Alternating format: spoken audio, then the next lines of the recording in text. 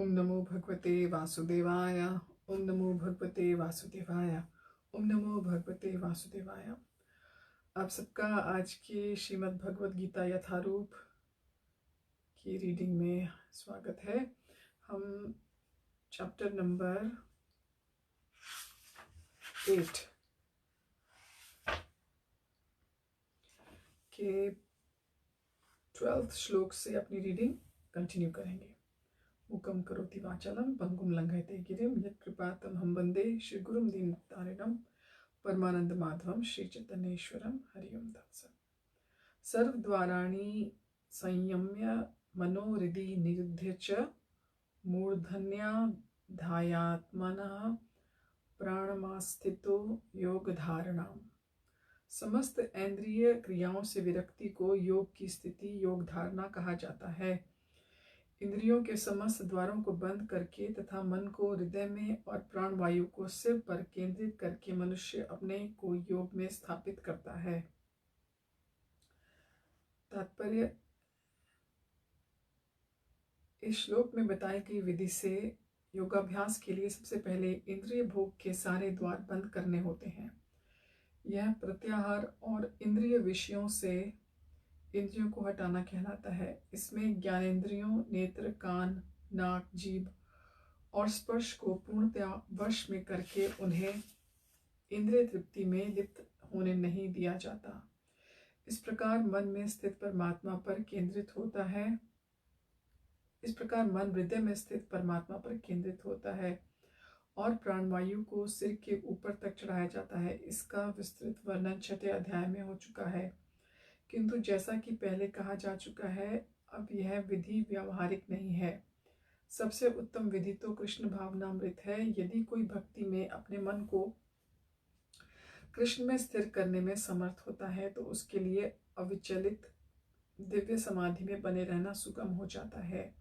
श्लोक नंबर 13। ओम इत्येकाक्षरम ब्रह्म व्यवहार माम मनुस्मरन् यह प्रयाति त्यजन देहम स याति परमाम गतिम। इस योगाभ्यास में स्थित होकर तथा अक्षरों के परम संयोग यानी ओंकार का उच्चारण करते हुए यदि कोई भगवान का चिंतन करता है और अपने शरीर का त्याग करता है तो वह निश्चित रूप से आध्यात्मिक लोकों को जाता है। तात्पर्य, यहाँ स्पष्ट उल्लेख हुआ है कि ओम ब्रह्म और भगवान कृष्ण परस्पर भिन्न नहीं है। ओम कृष्ण की निर्विशेष ध्वनि है, लेकिन हरे कृष्ण में यह ओम सन्निहित है। इस योग के लिए हरे कृष्ण मंत्र जब स्पष्ट समस्तुति है। अतः यदि कोई हरे कृष्ण कृष्ण कृष्ण हरे हरे हरे राम राम राम हरे हरे इस मंत्र का जाप करते हुए शरीर त्यागता है तो वह अपने अभ्यास के अनुसार आध्यात्मिक लोकों में से किसी एक लोक को जाता है। कृष्ण के भक्त कृष्णलोक या गोलोक वृंदावन जाते हैं। सगुणवादियों के लिए आध्यात्मिक आकाश में अन्य अनेक लोक हैं जिन्हें वैकुंठ लोक कहते हैं, किंतु निर्विशेषवादी तो ब्रह्म ज्योति में ही रह जाते हैं। श्लोक नंबर 14। अनन्य चेतः सततम यो माम स्मरति नित्यशः तस्याहम सुलभः पार्थ नित्य युक्तस्य योगिनः। हे अर्जुन, जो अनन्य भाव से निरंतर मेरा स्मरण करता है उसके लिए मैं सुलभ हूँ, क्योंकि वह मेरी भक्ति में प्रवृत्त रहता है। तात्पर्य, इस श्लोक में उन निष्काम भक्तों द्वारा प्राप्तव्य अंतिम गंतव्य का वर्णन है जो भक्ति के द्वारा भगवान की सेवा करते हैं। पिछले श्लोकों में 4 प्रकार के भक्तों का वर्णन हुआ है: आर्त, जिज्ञासु, अर्थार्थी और ज्ञानी। मुक्ति की विभिन्न विधियों का भी वर्णन हुआ है: कर्मयोग, ज्ञान योग और हठ योग। इन योग पद्धतियों के नियमों में कुछ न कुछ भक्ति मिलती रहती है, लेकिन इस श्लोक में शुद्ध भक्ति योग का वर्णन है जिसमें ज्ञान, कर्म या हठ का मिश्रण नहीं होता, जैसा कि अनन्य चेतः शब्द से सूचित होता है। भक्ति योग में भक्त कृष्ण के अतिरिक्त और कुछ इच्छा नहीं करता। शुद्ध भक्त न तो स्वर्गलोक जाना चाहता है, न ब्रह्म ज्योति से तादात्म्य या मोक्ष या भव बंधन से मुक्ति ही चाहता है। शुद्ध भक्त किसी भी वस्तु की इच्छा नहीं रखता, चैतन्य चरितामृत में शुद्ध भक्त को निष्काम कहा गया है। उसे ही पूर्ण शांति का लाभ होता है, उन्हें नहीं जो स्वार्थ में लगे रहते हैं। एक ओर जहाँ ज्ञान योगी, कर्मयोगी या हठ योगी का अपना अपना स्वार्थ रहता है, वहीं पूर्ण भक्ति में भगवान को प्रसन्न करने के अतिरिक्त अन्य कोई इच्छा नहीं होती। अतः भगवान कहते हैं कि जो एकनिष्ठ भाव से उनकी भक्ति में लगा रहता है, उसे वे सरलता से प्राप्त होते हैं। शुद्ध भक्त सदैव कृष्ण के विभिन्न रूपों में से किसी एक की भक्ति में लगा रहता है। कृष्ण के अनेक स्वांश तथा अवतार हैं, यथा राम तथा नरसिंह, जिनमें से भक्त किसी एक रूप को चुनकर उसकी प्रेमा भक्ति में मन को स्थिर कर सकता है। ऐसे भक्त को उन अनेक समस्याओं का सामना नहीं करना पड़ता जो अन्य योग के अभ्यासकर्ताओं को झेलनी पड़ती हैं। भक्ति योग अत्यंत सरल, शुद्ध और सुगम है। इसका शुभारंभ हरे कृष्ण जप से किया जा सकता है। भगवान सबों पर कृपालु हैं, किंतु जैसा कि पहले कहा जा चुका है, जो अनन्य भाव से उनकी सेवा करते हैं वे उनके ऊपर विशेष कृपालु रहते हैं।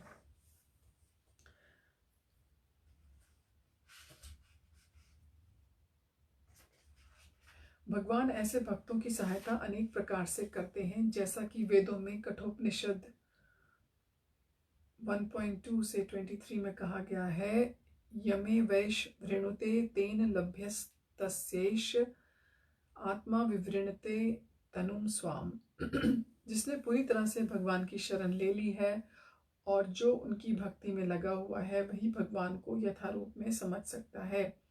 और गीता में भी 10.10 में कहा गया है, ददामि बुद्धि योगम तम। ऐसे भक्त को भगवान पर्याप्त बुद्धि प्रदान करते हैं, जिससे वह उन्हें भगवत धाम में प्राप्त कर सके। शुद्ध भक्त का सबसे बड़ा गुण यह है कि वह देश और काल का विचार किए बिना अनन्य भाव से कृष्ण का चिंतन करता रहता है। उसको किसी तरह का व्यवधान नहीं होना चाहिए।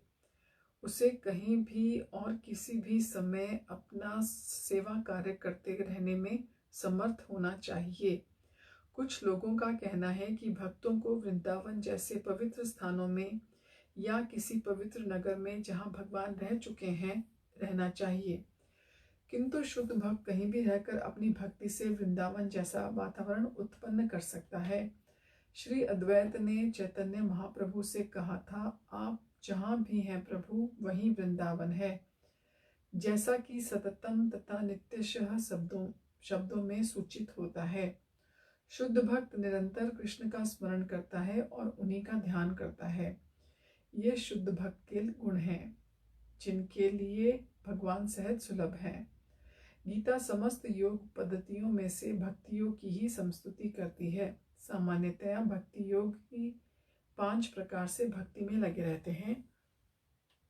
पहला शांत भक्त, जो उदासीन रहकर भक्ति में युक्त होते हैं।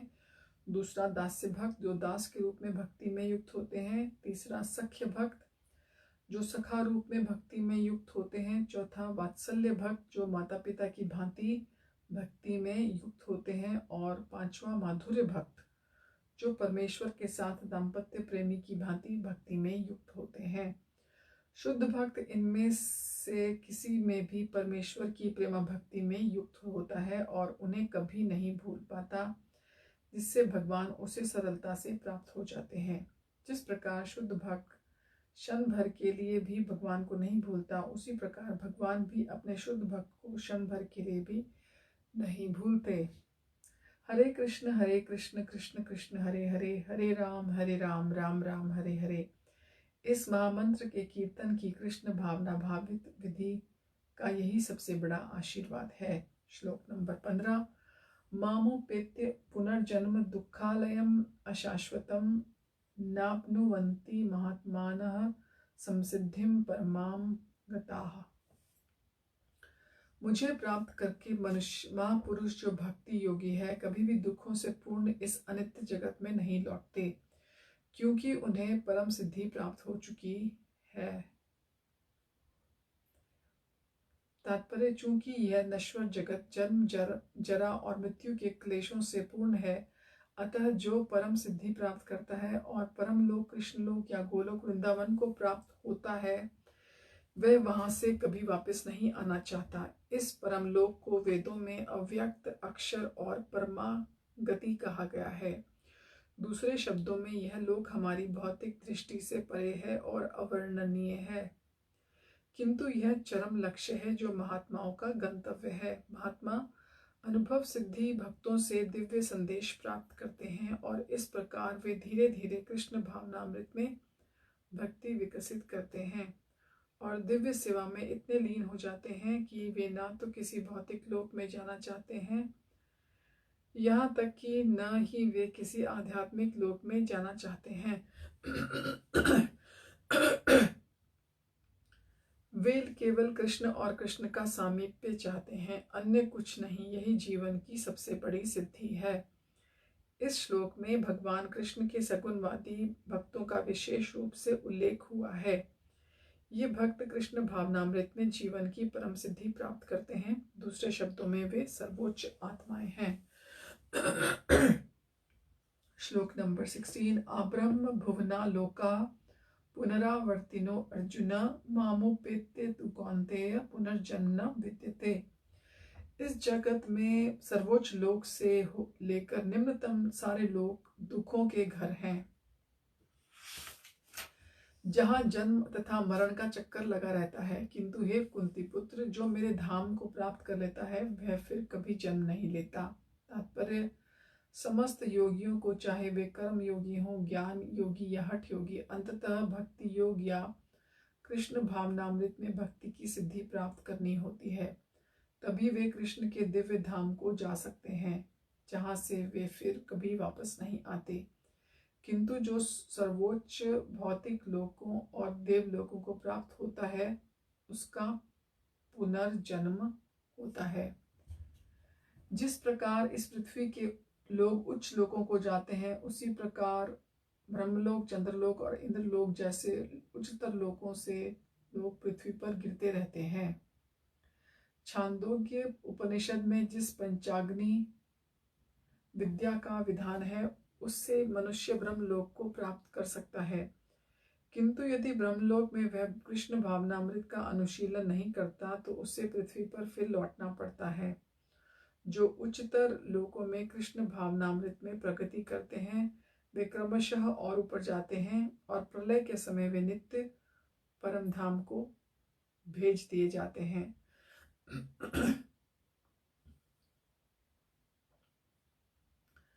श्रीधर स्वामी ने अपने भगवद गीता भाष्य में यह श्लोक उद्धृत किया है। ब्रह्मणा सहते सर्वे संप्राप्ते प्रति संजरे परस्यांते कृतात्मनाः प्रविशन्ति परम पदम।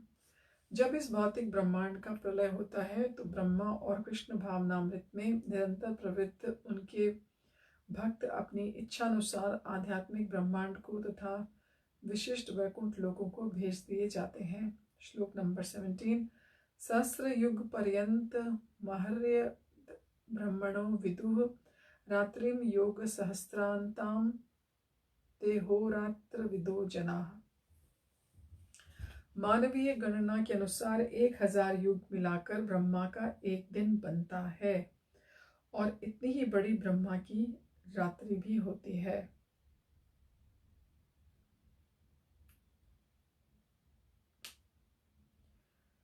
भौतिक ब्रह्मांड की अवधि सीमित है, यह तात्पर्य है। यह कल्पों के चक्र के रूप में प्रकट होती है।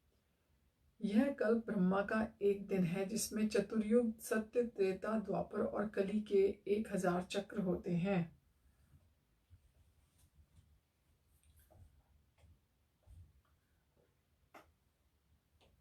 सतयुग में सदाचार, ज्ञान और धर्म का बोलबाला रहता है, और अज्ञान और पाप का एक तरह नितांत अभाव होता है। यह युग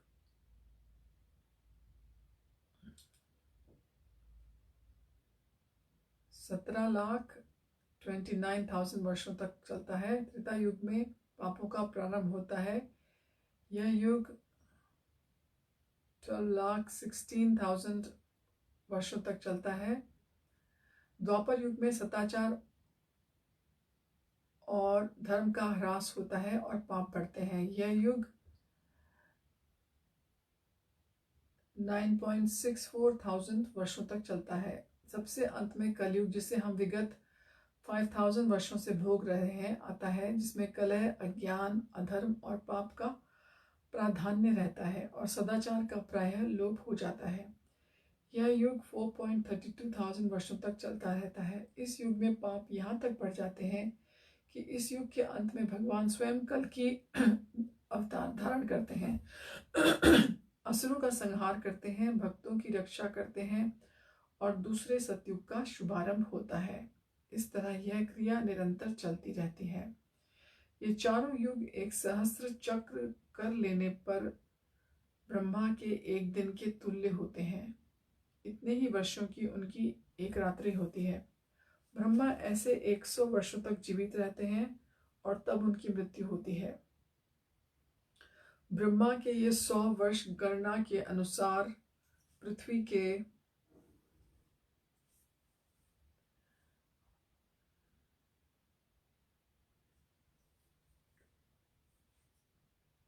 क्या बोलेंगे इसको 31 प्लस बिलियन वर्ष के तुल्य हैं।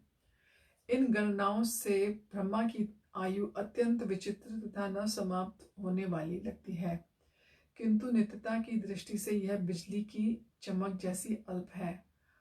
कारणार्णव में असंख्य ब्रह्मा अटलांटिक सागर में पानी के बुलबुलों के समान प्रकट होते हैं और लोप होते रहते हैं। ब्रह्मा और उनकी सृष्टि भौतिक ब्रह्मांड के अंग हैं, फलस्वरूप निरंतर परिवर्तित होते रहते हैं। इस भौतिक ब्रह्मांड में ब्रह्मा भी जन्म, रोग और मरण की क्रिया से अछूते नहीं हैं, किंतु चूंकि ब्रह्मा इस ब्रह्मांड की व्यवस्था करते हैं, इसलिए वे भगवान के प्रत्यक्ष सेवा में लगे रहते हैं। फलस्वरूप उन्हें तुरंत मुक्ति प्राप्त हो जाती है।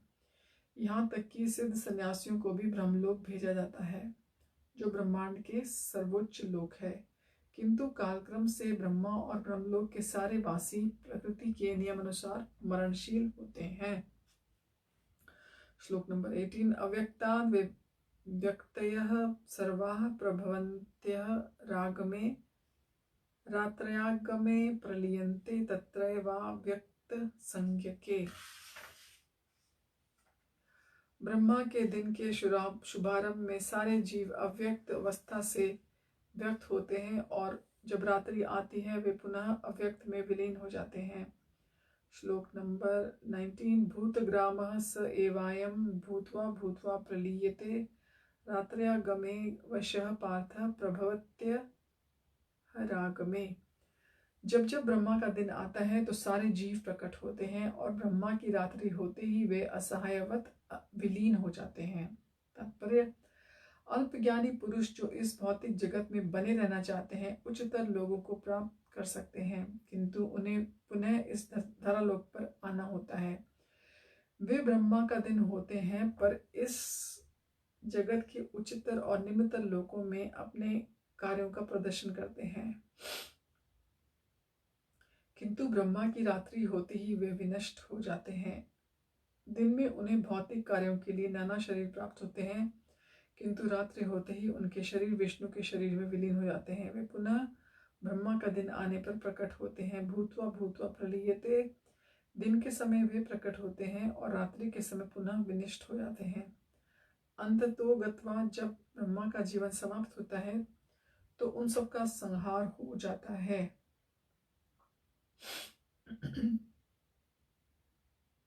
और वे करोड़ों वर्षों तक अप्रकट रहते हैं। अन्य कल्प में ब्रह्मा का पुनर्जन्म होने पर वे पुनः प्रकट होते हैं। इस प्रकार वे भौतिक जगत के जादू से मोहित होते रहते हैं। किंतु जो बुद्धिमान व्यक्ति कृष्ण भावनामृत स्वीकार करते हैं वे इस मनुष्य जीवन का उपयोग भगवान की भक्ति करने में तथा हरे कृष्ण महामंत्र के कीर्तन में बिताते हैं। इस प्रकार वे इस जीवन में कृष्ण लोक को प्राप्त होते हैं और वहां पर पुनर्जन्म के चक्कर से मुक्त होकर सतत आनंद का अनुभव करते हैं। श्लोक नंबर 20।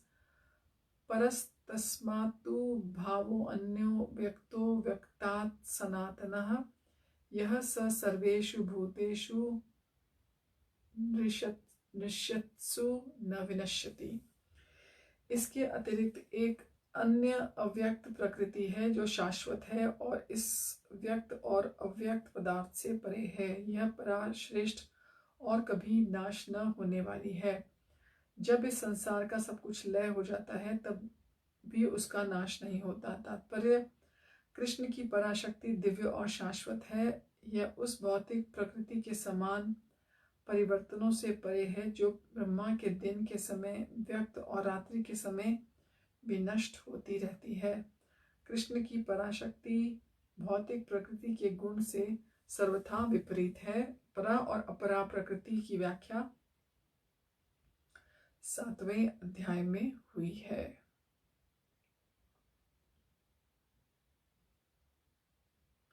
श्लोक नंबर 21 यानी 21। अव्यक्तोक्षर इत्युक्त सतमाहु परमां गतिम यम प्राप्य न निवर्तन्ते तद्धाम परमं मम।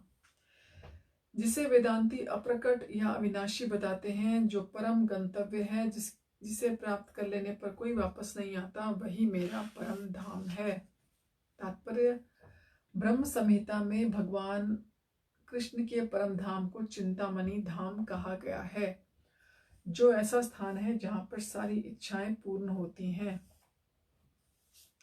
भगवान कृष्ण का परम धाम गोलोक वृंदावन कहलाता है और वह पारस मणि से निर्मित प्रसादों से युक्त है। वहां पर वृक्ष भी है जिन्हें कल्पतरु कहा जाता है, जो इच्छा होने पर किसी भी तरह का खाद्य पदार्थ प्रदान करते हैं। वहाँ गौएं भी हैं जो सुरभि गौएं कहलाती हैं और वे अनंत दुख देने वाली हैं। इस धाम में भगवान की सेवा के लिए लाखों लक्ष्मियां हैं। वे आदि भगवान गोविंद और समस्त कारणों के कारण कहलाते हैं। भगवान बंशी बजाते रहते हैं। वेणुन कन्वंतम, उनका दिव्य स्वरूप समस्त लोकों में सर्वाधिक आकर्षक है। उनके नेत्र कमल दलों के समान हैं और उनका शरीर मेघों के वर्ण का है। वे इतने रूपवान हैं कि उनका सौंदर्य हजारों कामदेवों को मात देता है। वे पीत वस्त्र धारण करते हैं और उनके गले में माला रहती है और केशों में मोर पंख लगे रहते हैं। भगवत गीता में भगवान कृष्ण अपने निजी धाम गोलोक वृंदावन का संकेत मात्र करते हैं, जो आध्यात्मिक जगत में सर्वश्रेष्ठ लोक बताते हैं। इसका विशद वृत्तांत ब्रह्म संहिता में मिलता है। वैदिक ग्रंथ कठोपनिषद 1.3.11 बताते हैं कि भगवान का धाम सर्वश्रेष्ठ है और यही परम धाम है। पुरुषान्न परम किंचित सा काष्ठा परमागति। एक बार वहां पहुंचकर फिर से भौतिक संसार में वापस नहीं आना होता। कृष्ण का परम धाम और स्वयं कृष्ण अभिन्न है, क्योंकि वे एक दोनों से गुण वाले हैं। आध्यात्मिक आकाश में स्थित इस गोलोक वृंदावन की प्रतिकृति वृंदावन इस पृथ्वी पर दिल्ली से 10 मील दक्षिण पूर्व स्थित है। जब कृष्ण ने इस पृथ्वी पर अवतार ग्रहण किया था तो 90 मील, मेरे को हिंदी के जो अक्षर हैं, जो डिजिट्स हैं ठीक से मालूम नहीं है, तो आई थिंक ये 90 है। हाँ, 90 माइल्स वृंदावन दिल्ली से दूर है। और जो भारत में मथुरा जिले के 84 वर्ग में फैला हुआ है, वहां भगवान ने क्रीड़ा की थी। तो हम अपनी रीडिंग को श्लोक नंबर 22 से चैप्टर 9 के श्लोक नंबर 22 से नेक्स्ट टाइम चैप्टर 8 के श्लोक नंबर 22 से फिर कंटिन्यू करेंगे। एक्चुअली देखा जाए तो थोड़े श्लोक बचे हैं, हम चैप्टर 8 को खत्म कर ही देते हैं आज। श्लोक नंबर 22। पुरुषः स परः पार्थ भक्त्या लभ्यस्त्वनन्या यस्यान्तः स्थानि भूतानि येन सर्वमिदं ततम्। भगवान जो सबसे महान है, अनन्य भक्ति द्वारा ही प्राप्त किए जाते हैं। यद्यपि वे अपने धाम में विराजमान रहते हैं तो भी वे सर्वव्यापी हैं और उनमें सब कुछ स्थित है। तात्पर्य, यहाँ पर यह स्पष्ट बताया गया है कि जिस परम धाम से फिर लौटना नहीं होता वह परम धाम कृष्ण का धाम है। ब्रह्म संहिता में इस परम धाम को आनंद चिन्मय रस कहा गया है, जो ऐसा स्थान है जहाँ सभी वस्तुएं परम आनंद से पूर्ण है। जितनी भी विविधता प्रकट होती है वह सब इसी परमानंद का गुण है। वहाँ कुछ भी भौतिक नहीं है। यह विविधता भगवान के विस्तार के अनुसार विस्तृत होती रह जाती है, क्योंकि वहाँ की सारी अभिव्यक्ति पराशक्ति के कारण है। जैसा कि 7वें अध्याय में बताया गया है, तो परमात्मा से हम याद कर सकते हैं कि परा यानी कि स्पिरिचुअल है ना, अपरा जो इस भौतिक जगत में होती है वो अपरा होती है। जहाँ तक कि इस भौतिक जगत का प्रश्न है, यद्यपि भगवान अपने धाम में सदैव रहते हैं तो भी वे अपने भौतिक शक्ति द्वारा सर्वव्याप्त हैं। इस प्रकार वे अपनी परा और अपरा शक्तियों द्वारा सर्वत्र भौतिक और आध्यात्मिक दोनों ब्रह्मांडों में उपस्थित रहते हैं। यस्यांतः स्थानी का अर्थ है कि प्रत्येक वस्तु में उनमें या उनकी परा या अपरा शक्ति में निहित है। इन्हीं दोनों शक्तियों के द्वारा भगवान सर्वव्यापी हैं। कृष्ण के परम धाम में असंख्य वैकुंठ लोकों में भक्ति के द्वारा ही प्रवेश संभव है, जैसा कि भक्त्या शब्द द्वारा सूचित होता है। किसी अन्य विधि से परम धाम की प्राप्ति संभव नहीं है। वेदों में गोपाल तापनी उपनिषद 3.2 में भी परम धाम और भगवान का वर्णन मिलता है। एको वशी स्वर्गः कृष्ण, उस धाम में केवल एक भगवान रहता है जिसका नाम कृष्ण है। वह अत्यंत दयालु विग्रह है और एक रूप में स्थित होकर भी वह अपने को लाखों स्वांशों में विस्तृत करता रहता है। वेदों में भगवान की उपमा उस शांत वृक्ष से दी गई है जिसमें नाना प्रकार के फूल और फल लगे हैं, जिसकी पत्तियां निरंतर बदलती रहती हैं। वैकुंठ लोक की अध्यक्षता करने वाले भगवान के स्वांश चतुर्भुजी हैं और विभिन्न नामों से विख्यात हैं। पुरुषोत्तम, त्रिविक्रम, केशव, माधव, अनिरुद्ध, ऋषिकेश, संकर्षण, प्रद्युम्न, श्रीधर, वासुदेव, दामोदर, जनार्दन, नारायण, वामन, पद्मनाभ आदि। ब्रह्म संहिता में 5.37 में पुष्टि हुई है कि यद्यपि भगवान निरंतर परमधाम गोलोक में रहते हैं, वृंदावन में रहते हैं, किंतु वे सर्वव्यापी हैं ताकि सब कुछ सुचारू रूप से चलता रहे। गोलोक एवं निवसत्य खिलात भूतः। वेदों में श्वेताश्वतर उपनिषद 6.8 में कहा गया है, परास्य शक्तिर विविधैव श्रूयते स्वाभाविकी ज्ञान बल क्रिया च। उनकी शक्तियां इतनी व्यापक हैं कि वे परमेश्वर के दूरस्थ होते हुए भी दृश्य जगत में बिना किसी त्रुटि के सब कुछ सुचारू रूप से संचालित करती रहती हैं। श्लोक नंबर 23। यत्र काले त्वनावृत्ति मावृत्तिम चैव योगिनः प्रयाता यान्ति तम कालम वक्ष्यामि भरतर्षभ। हे भरत श्रेष्ठ, अब मैं तुम्हें उन विभिन्न कालों को बताऊंगा जिनमें इस संसार से प्रयाण करने के बाद योगी पुनः आता है अथवा नहीं आता। तात्पर्य, परमेश्वर के अनन्य पूर्ण शरणागत भक्तों को इसकी चिंता नहीं रहती कि वे कब और किस तरह शरीर को त्यागेंगे। वे सब कुछ कृष्ण पर छोड़ देते हैं और इस तरह सरलता पूर्वक प्रसन्नता सहित भगवत धाम जाते हैं। किंतु जो अनन्य भक्त नहीं है और कर्म योग, ज्ञान योग और हठ योग जैसी आत्म साक्षात्कार की विधियों पर आश्रित रहते हैं, उन्हें उपयुक्त समय में शरीर त्यागना होता है, जिससे वे आश्वस्त हो सकें कि इस जन्म मृत्यु वाले संसार में उनको लौटना होगा या नहीं। यदि योगी सिद्ध होता है तो वह इस जगत से शरीर छोड़ने का समय और स्थान चुन सकता है, किंतु यदि वह इतना पटु नहीं होता तो उसकी सफलता उसके अचानक शरीर त्याग के संयोग पर निर्भर करती है।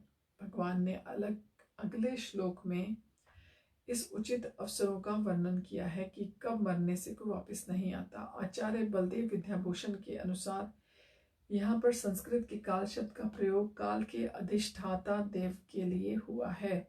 श्लोक नंबर 24। अग्निर्ज्योतिरः शुक्लः षण्मासा उत्तरायणम तत्र प्रयाता गच्छन्ति ब्रह्म ब्रह्मविदो जनाः।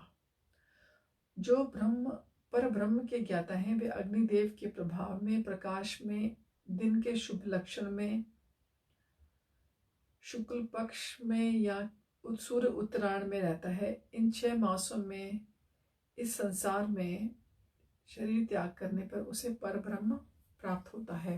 तात्पर्य, जब अग्नि, प्रकाश, दिन और पक्ष का उल्लेख रहता है तो यह समझना चाहिए कि इन सबों के अधिष्ठाता देव होते हैं जो आत्मा की यात्रा की व्यवस्था करते हैं। मृत्यु के समय मन मनुष्य को नवीन जीवन मार्ग पर ले जाता है। यदि कोई अकस्मात या योजना पूर्वक उपयुक्त समय पर शरीर त्याग करता है तो उसके लिए निर्विशेष ब्रह्म ज्योति प्राप्त कर पाना संभव होता है। योग में सिद्ध योगी अपने शरीर को त्याग करने के समय स्थान की व्यवस्था कर सकते हैं। अन्यों का इस पर कोई वश नहीं। यदि संयोग वश वे शुभ मुहूर्त में शरीर त्यागते हैं तो उनको जन्म मृत्यु के चक्र में नहीं आना पड़ता, अन्यथा उनके पुनरावर्तन की संभावना बनी रहती है। किंतु कृष्ण भावनामृत में शुद्ध भक्त के लिए लौटने का कोई भय नहीं होता, चाहे वह कोई शुभ मुहूर्त में शरीर त्याग करे या अशुभ मुहूर्त में, चाहे अचानक या अपनी इच्छा से। श्लोक नंबर 25। धूमो रात्रि तथा कृष्ण षण्मासा दक्षिणायनम तत्र चांद्रमसम ज्योतिर्योगी प्राप्य निवर्तते। जो योगी धुएं, रात्रि, कृष्ण पक्ष या सूर्य के दक्षिणायन में रहने के 6 महीनों में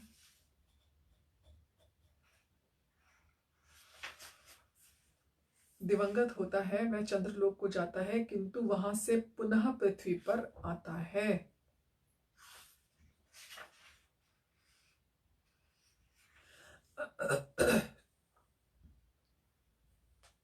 तात्पर्य, भागवत के 3 स्कंद में कपिल मुनि उल्लेख करते हैं कि जो लोग कर्म कांड और यज्ञ कांड में निपुण हैं वे मृत्यु होने पर चंद्रलोक को प्राप्त होते हैं।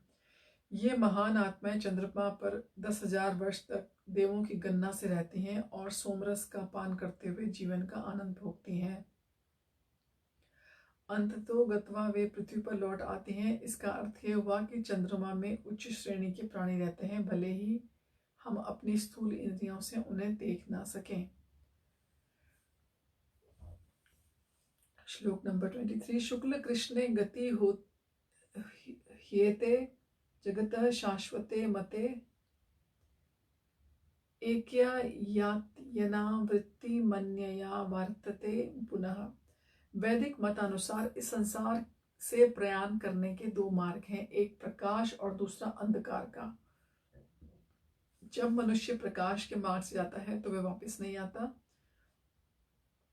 किंतु अंधकार के मार्ग से जाने वाला पुनः लौट आता है। आचार्य बलदेव विद्याभूषण ने छांद योग से 5.10 से 3 से 5 तक इसका विवरण उद्धृत किया है। जो अनादिकाल से सकाम कर्मी और दार्शनिक चिंतक रहे हैं वे निरंतर आवागमन करते हैं, किंतु उन्हें परम मोक्ष प्राप्त नहीं होता क्योंकि वे कृष्ण की शरण में नहीं जाते। श्लोक नंबर 27। नैते सूति पार्थ नैते स्मृति पार्थ जानन्य योगी मुह्यति कश्चन तस्मात् सर्वेषु कालेषु योग युक्तो भवार्जुन। हे अर्जुन, यद्यपि भक्तगण इन दोनों मार्गों को जानते हैं किंतु वे मोहग्रस्त नहीं होते, अतः तुम भी देव में भक्ति में सदैव स्थिर रहो। तात्पर्य,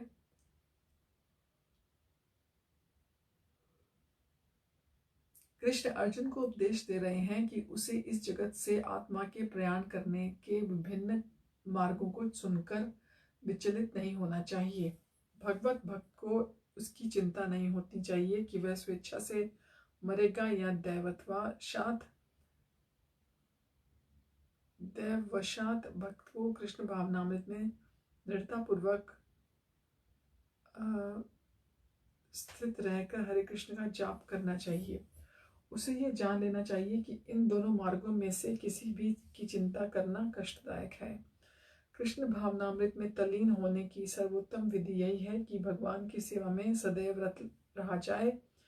इससे भगवत धाम का मार्ग स्वतः सुगम, सुनिश्चित और सीधा होगा। इस श्लोक का योग युक्त शब्द विशेष रूप से महत्वपूर्ण है।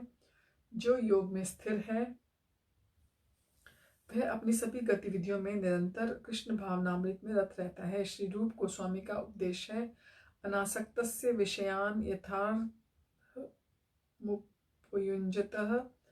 मनुष्य को सांसारिक कार्यों से अनासक्त रहकर कृष्ण भावनामृत में सब कुछ करना चाहिए। इस विधि से उसे युक्त वैराग्य कहते हैं। मनुष्य सिद्धि प्राप्त करता है, अतएव भक्त कभी इन वर्णनों से विचलित नहीं होता, क्योंकि वह जानता है कि भक्ति के कारण भगवत धाम तक का उसका प्रयाण सुनिश्चित है। श्लोक नंबर 28। वेदेषु यज्ञेषु तपस्सु चैव दानेषु यत् पुण्यफलं प्रदिष्टम् अत्येति सत्सर्वमिदं विदित्वा योगी परम स्थानमुपैति चाद्यम्।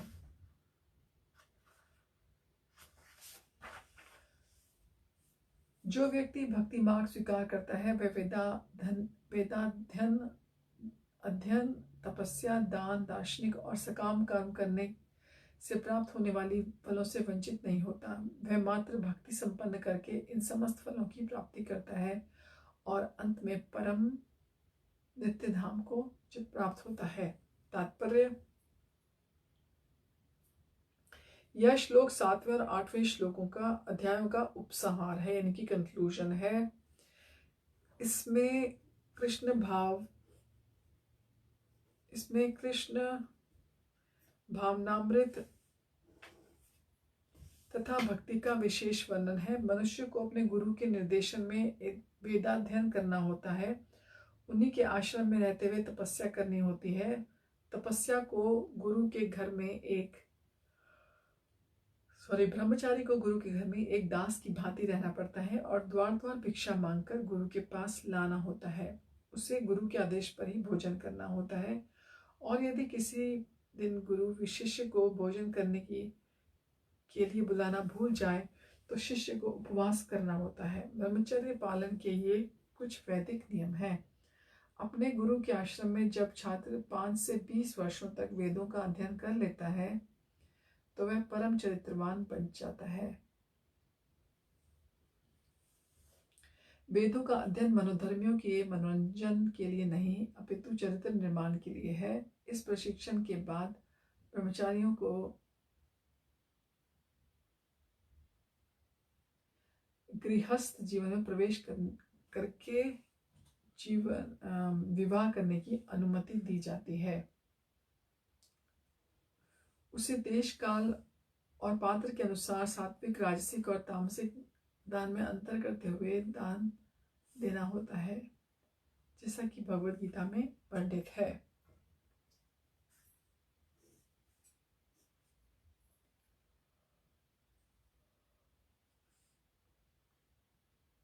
गृहस्थ जीवन के बाद वानप्रस्थ आश्रम ग्रहण करना पड़ता है, जिसमें उसे जंगल में रहते हुए वृक्ष की छाल पहनकर और कर्म आदि किए बिना कठिन तपस्या करनी होती है। इस प्रकार मनुष्य ब्रह्मचर्य, गृहस्थ और वानप्रस्थ और अंत में संन्यास आश्रम का पालन करते हुए जीवन की सिद्धावस्था को प्राप्त होता है। तब इसमें से कुछ स्वर्गलोक को भेज दिए जाते हैं।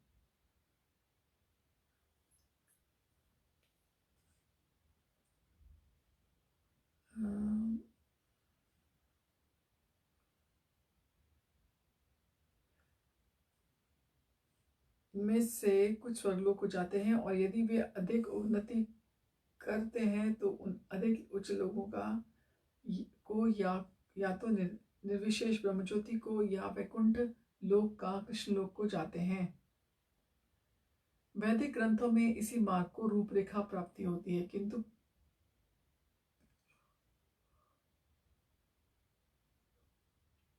किंतु कृष्ण भावनामृत की यह विशेषता है कि मनुष्य एक ही झटके में भक्ति करने के कारण मनुष्य जीवन के विभिन्न आश्रमों के अनुष्ठान को पार कर जाता है। इदम विदित्वा शब्द सूचित करते हैं कि मनुष्य को भगवद गीता के इस अध्याय में तथा 7वें अध्याय में दिए गए कृष्ण के उपदेशों को समझना चाहिए। उन्हें विद्वत्ता या धर्म से इन दोनों अध्यायों को समझने का प्रयास करना चाहिए, अपितु भक्तों की संगति से श्रवण करके समझना चाहिए। 7वें से लेकर 12वें तक के अध्याय भगवद गीता के सार रूप हैं। प्रथम 6 अध्याय और अंतिम 6 अध्याय मध्यवर्ती 6 अध्यायों के लिए आवरण यानी कि कवरिंग मात्र हैं, जिनकी सुरक्षा भगवान करते हैं। कोई नहीं चाहता, यदि कोई गीता के इन 6 अध्यायों को भक्ति की संगति में भली भांति समझ लेता है तो उसका जीवन समस्त समस्याओं, यज्ञों,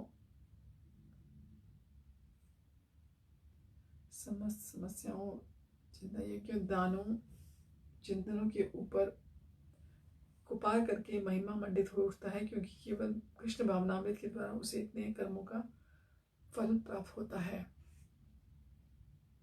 इसे भगवद गीता में तनिक भी श्रद्धा नहीं है और भक्त से भगवद गीता समझनी चाहिए, क्योंकि 4थे अध्याय के प्रारंभ में यही कहा गया है कि केवल भक्तगण ही गीता को समझ सकते हैं।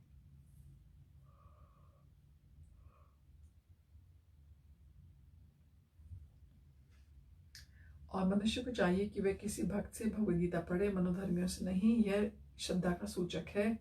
जब भक्त की खोज की जाती है तो अंततः भक्त की संगति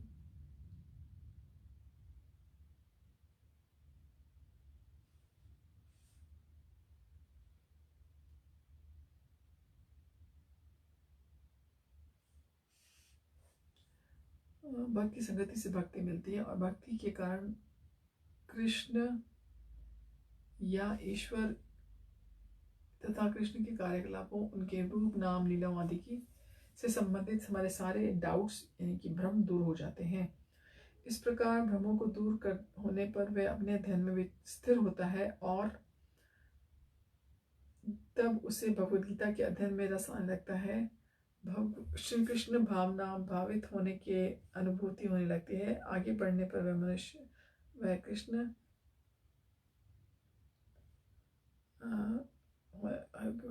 वह कृष्ण